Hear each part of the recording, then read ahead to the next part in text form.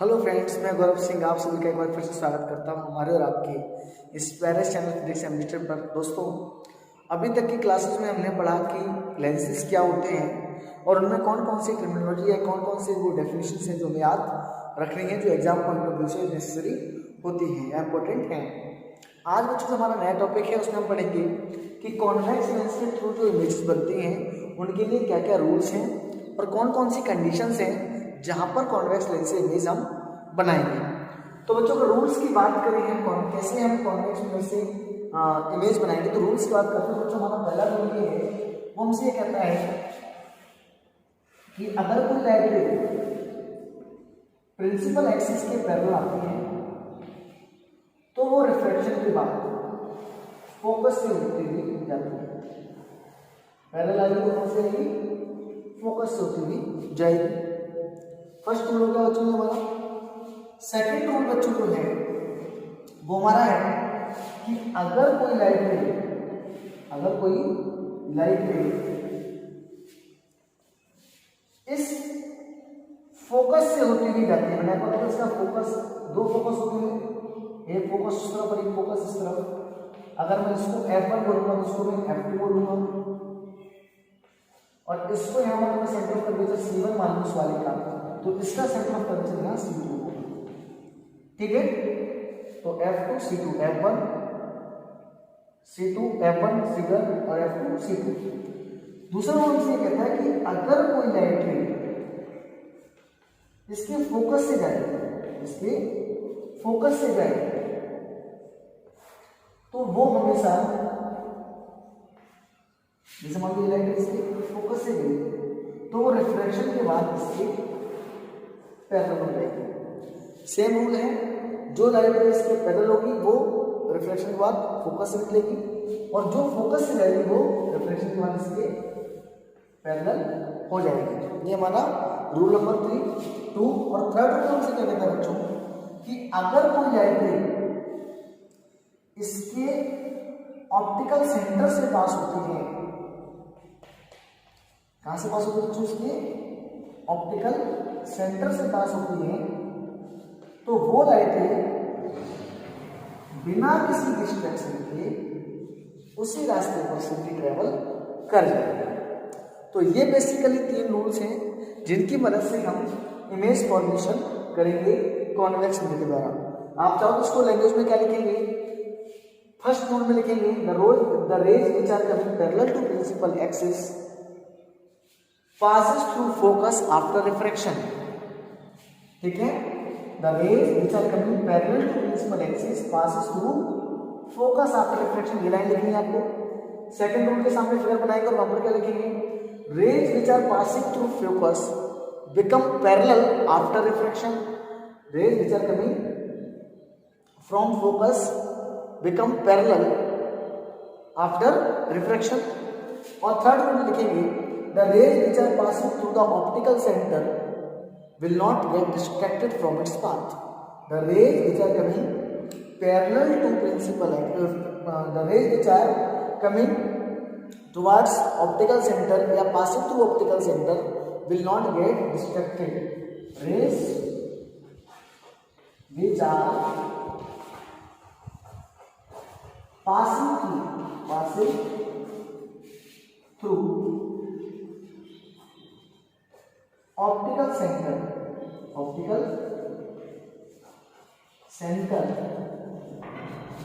will not get distracted। कोई distraction नहीं होगा, किधर भी ये नहीं मुड़ेगी। ठीक है, तो ये 3 रूल है जिसकी वजह से हम कॉन्वेक्स लेंस से कैसे मेजरमेंट को निकालेंगे। अब देखते हैं बच्चों क्या क्या कंडीशंस हैं जिसमें हम कॉन्वेक्स लेंस से इमेज बनाएंगे। तो पहला बच्चों इमेज बनेगा जब ऑब्जेक्ट क्या रखा होगा बच्चों हमारा एट इंफिनिटी। पहली कंडीशन लेंगे तो उसमें मान लेंगे कि ऑब्जेक्ट क्या रखा होगा बच्चों इंफिनिटी पे। एक हमारे पास कॉन्वेक्स लेंस है। अब इसका हमें बताना है कि इमेज कहाँ बनेगी। तो बच्चों क्या करेंगे, देखो बच्चों क्या हो सकता है कि यहाँ पर कहीं F1 2F1 लिखा हो या F2 और 2F2 लिखा हो, ऐसा इसलिए हो सकता है, हम जानते हैं कि सेंटर ऑफ कर्वेचर की जो डिस्टेंस होती है या रेडियस ऑफ कर्वेचर होता है वो फोकल लेंथ का डबल होता है, और ये लेंथ हमारी क्या होती है, फोकल लेंथ होती है, क्योंकि सेंटर से जो फोकल लेंथ, जो पोल या ऑप्टिकल सेंटर से फोकस तक की दूरी को हम फोकल लेंथ बोलते हैं, और यहाँ से सी तक की दूरी को अपन रेडियस ऑफ कर्वेचर बोलते हैं। तो ध्यान रखिए हम इसका डायग्राम कैसे बनाएंगे। मान लो कि एक दो रे जो पैरेलल आ रही है उसमें एक रे हमारी इस तरीके से ऑप्टिकल सेंटर से, और हम जानते हैं जो रे ऑप्टिकल सेंटर से जाएगी वो रे इस तरीके से जाएगी, दूसरी जो इसके पैरेलल आ रही है मान लो इस तरीके से आ रही है बच्चों, और ये रे हमने कहाँ जाएगी, इधर जाएगी, क्योंकि जानते हैं जो रे पैरेलल आती है वो फोकस से जाती है, और जो फोकस से होती हुई जाएगी वो पैरेलल हो जाएगी। तो यहाँ जो बनेगी वो इस तरीके से बनेगी बच्चों, और ये इमेज हमारी कहाँ बनेगी, फोकस पर। तो मैं क्या लिखूंगा, image will form at focus. एक चीज और, क्या ये इस प्रिंसिपल एक्सिस के नीचे है, अगर ये प्रिंसिपल एक्सिस के नीचे है तो इमेज कैसी होगी बच्चों, रियल एंड इन्वर्टेड। इन्वर्टेड क्यों है, क्योंकि उल्टी बनी हुई है, और रियल क्यों है, क्योंकि देखो दोनों रेज वास्तव में यहाँ पर एक दूसरे को इंटरसेक्ट कर रही है। तो पहली कंडीशन जो हमने पढ़ी थी क्या होता है, इंफिनिटी पे होता है, तो इसकी इमेज बच्चों कहाँ बनती है, फोकस पर बनती है, ठीक है, रियल और इन्वर्टेड बनती है, और कैसे होती है बच्चों, हाईली डिमिनिश्ड, बहुत छोटी होती है, किसके कंपेरिजन में, ऑब्जेक्ट के कंपेरिजन में, हाईली डिमिनिश्ड। ये आपका रखना है, फोकस पर बनेगी, बहुत छोटी बनेगी, रियल और इन्वर्टेड बनेगी। दूसरी कंडीशन बच्चों जो है उसमें क्या लिखेंगे, जब ऑब्जेक्ट हो, object is placed beyond C, beyond C. अब सी के पीछे रखा हुआ कैसे यूज करेंगे बच्चों, ये आपका मिरर, सॉरी लेंस, ये ऑप्टिकल सेंटर को, ये फिर से आपका F1 C1 F2 और C। ध्यान रखेंगे डिस्टेंस जितनी है उतनी होनी चाहिए आपकी, आप मेरे थ्रू बनाएंगे, और मान लो ऑब्जेक्ट यहाँ रखा है, क्या होगा इस कंडीशन में, बेस के लिए पैरेलल लेके जाएंगे, जो कि हमारी कहाँ से निकलेगी बच्चों, फोकस से होती निकल जाएगी। दूसरी रे हम कहाँ से निकालेंगे, सेंटर ऑफ या ऑप्टिकल सेंटर से, या इसके ऐसे निकाल सकते हैं, और ये इसको यहाँ पे काटेंगे, कहाँ काट रही है ये, फोकस और सेंटर ऑफ कर्वेचर के बीच में। तो मैं क्या लिखूंगा, image will form between F1 and C1, real और इन्वर्टेड है, आपको देखिए वास्तव में इस काट रहे हैं तो रियल एंड इन्वर्टेड, और छोटी भी रहेगी इसके कंपेरिजन में, ऑब्जेक्ट होगी ये छोटी होगी इससे, ठीक है। तो कैसे होगी बच्चों, थोड़ी सी छोटी आ गई, डिमिनिश्ड, कैसे होगी, डिमिनिश्ड। पहली वाली बहुत छोटी थी, इस बार थोड़ी सी बड़ी हो गई है, इस बार थोड़ी सी कम छोटी है पहले की कंपेरिजन। तो हमने क्या लिखा, दोनों में रियल इन्वर्टेड है, यहाँ हाईली डिमिनिश्ड थी और यहाँ पर डिमिनिश्ड है। दूसरी चीज यहाँ देखो, जब इंफिनिटी से आई तो फोकस पे आ गई, थोड़ा हम पास आए तो थोड़ी और दूर बढ़ गई। अब इसके अलावा तीसरी कंडीशन तो बच्चों को क्या हमारी, इस सबको आप नोट कर लें। तीसरी कंडीशन जो बच्चे हमारी वो है कि जब ऑब्जेक्ट को हम सी पर रखेंगे, यहाँ रखें बच्चों सी पर, when object is placed at C, object is placed at C, यानी थर्ड कंडीशन जो है बच्चों, object is placed at C। जब ऑब्जेक्ट को C पर रखेंगे तो क्या होगा, देखो तो यहाँ F2, ये C2, ये F1, ये C1, C पर रखेंगे ऑब्जेक्ट को, ये एक पैरेलल लाइन लेके जाएंगे हम जो रिफ्लेक्शन का फोकस से लेके जाएगी, और ये एक लाइन हम जो है वो फोकस से लेके जाएंगे। अब इसका साइज थोड़ा सा बड़ा बनाएं,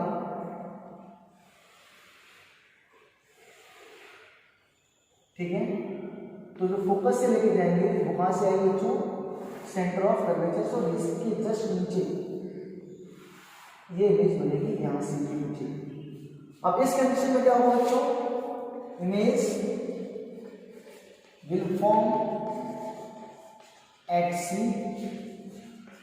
वाली सी पर यानी C1 एंड यहाँ से लिख देता हूँ मैं, रियल एंड इन्वर्टेड होगी। आपको दिख रहा है रियल है क्योंकि वास्तव में काम नहीं है, रियल एंड इन्वर्टेड है बच्चों। और same size of object, same size of object, जितना बड़ा ऑब्जेक्ट उतनी बड़ी इमेज। कुछ याद आ रहा है आपको, हमारा कुछ कांड ऐसा किसके अंदर हुआ था, कॉनकेव मिरर के अंदर। इन्फिनिटी वाली कहाँ बनी थी, फोकस पर, फिर थोड़ा सी के पास आए, फिर वो थोड़ी सी पीछे हट गई, लेकिन इस बार पीछे नहीं हट रही, इस बार इमेज आगे बढ़ रही है क्योंकि इस बार लाइट रे रिफ्लेक्ट होकर वापस नहीं आ रही है, रिफ्रैक्ट होकर आगे की तरफ निकल रही है। चौथी कंडीशन में बच्चों हमारी होगी, वो हमारी क्या होगी, ऑब्जेक्ट इज प्लेस्ड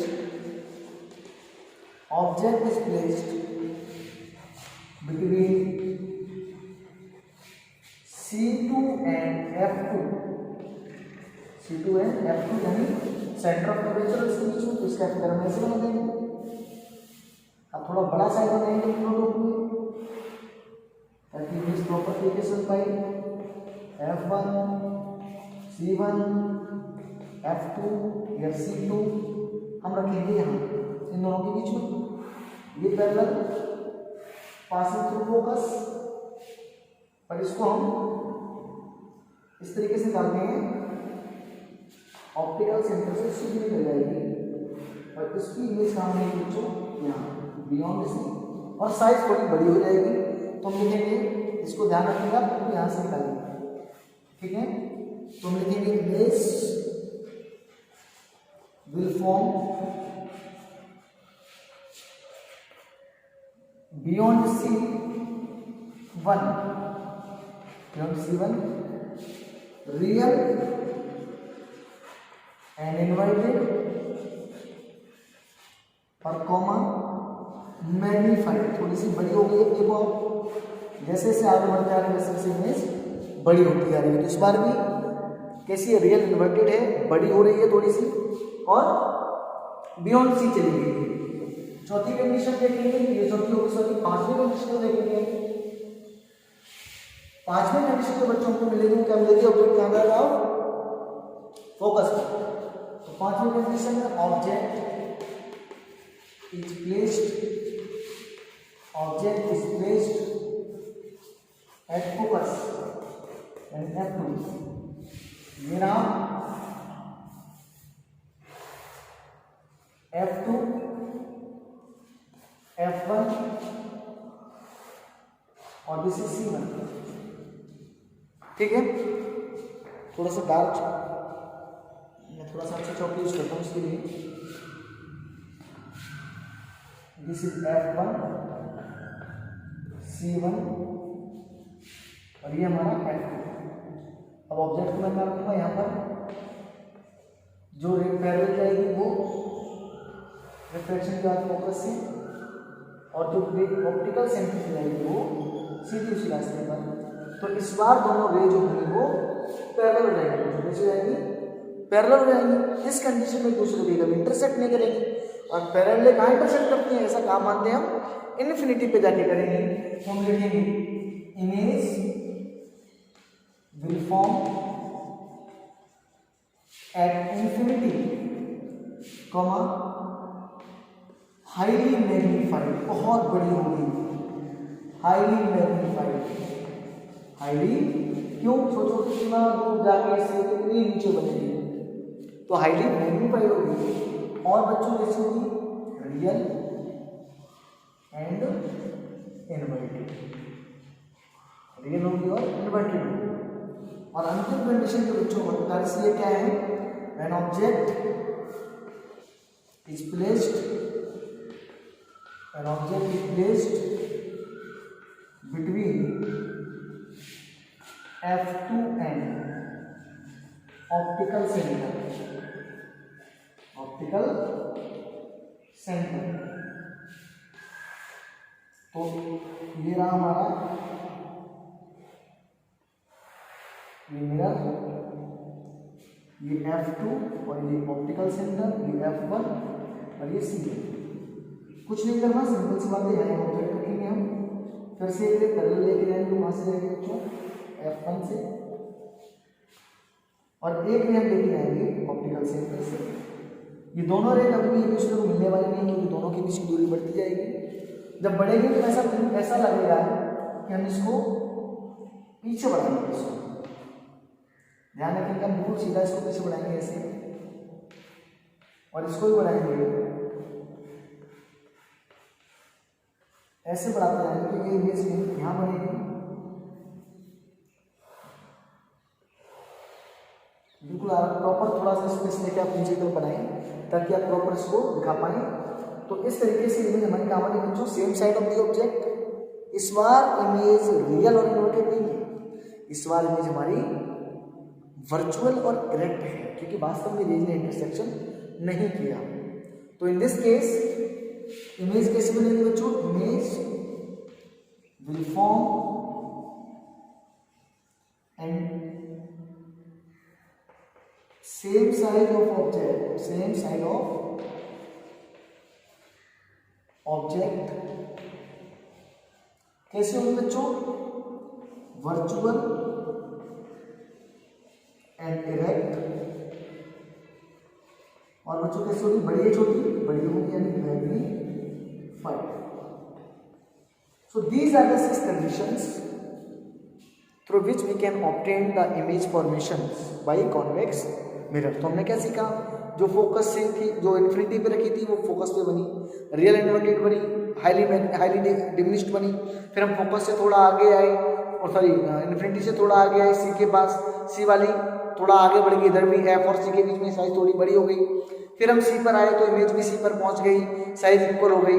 जैसे जैसे आगे बढ़ती है वैसे वैसे इमेज की साइड और आगे बढ़ती जाती है, और उसका साइज भी बड़ा होता जा रहा है। उसके साथ ही फिर जब हम एफ और सी के बीच में आए तो वो सी को पार करके चलेगी, फिर इमेज की साइज भी थोड़ी सी बड़ी होगी, क्योंकि हम सी पर बराबर होगी, उसके बाद थोड़ी सी बड़ी होगी। उसके बाद फिर हम थोड़ा सा और आगे बढ़े, हम आ गए एफ पर, सी और एफ के बीच में, तो इमेज की साइड आगे बढ़ी। फिर हमारी एफ पर, तो एफ वाली कहाँ बनेगी जाके बच्चों, पैरेलल रेज बनेगी, वो इन्फिनिटी पे जाके काटेंगी तो वो हाईली मैग्नीफाइड बनेगी और रियल एंड इन्वर्टेड बनेगी। लास्ट कंडीशन वो कंडीशन थी जिसमें इमेज कैसी बनती है बच्चों, वर्चुअल एंड डायरेक्ट बनती है, और क्योंकि यहाँ पर इंटरसेक्शन ऑफ रेज एक्चुअल में पार्टिसिपेट नहीं करता। तो बच्चों ये 6 कंडीशंस थी जो कि कॉन्वेक्स मिरर से इमेज फॉर्मेशन करती हैं, ठीक है। तब तक के लिए सारी इमेजेस को आप बड़े ध्यान से अपने नोट कर लीजिए। ध्यान में आपको एरो का और प्लस इमेजेस का, अगर मैंने कहीं नाम तो मैं पहले बता चुका हूँ, ए बी यहाँ पर नाम भी लिखना है आपको, ए डैश बी डैश, इमेज का नाम ए डैश बी डी से, और इमेज में एरो आपको प्रॉपर लगाने हैं। मैं फिर से ये बात आपको बता रहा हूँ, हर इमेज में आपको प्रॉपर एरोज लगाने हैं, उनका प्रॉपर नाम लिखना है, ठीक है। मैंने अगर नहीं लगाया तो आप ये बात ध्यान रखिए, इसलिए मैं लास्ट में बता के रहता हूँ कि अगर मेरे से कहीं मिस्टेक हुई है तो आप प्लीज़ आप उस चीज़ को फॉलो करें कि आप हर इमेज का नाम लिखें, और उसके बाद उस इमेज जो इमेज बनती है उसका नाम और ऑब्जेक्ट का नाम दोनों का नाम लिखें, ठीक है। एरो प्रॉपर तरीके से लगाएं। तो बच्चों ये थी आज की क्लास का मैटर, और अगली क्लास में हम कुछ नया सीखेंगे, ठीक है। तब तक पढ़ते रहिए, एंजॉय करिए, थैंक यू।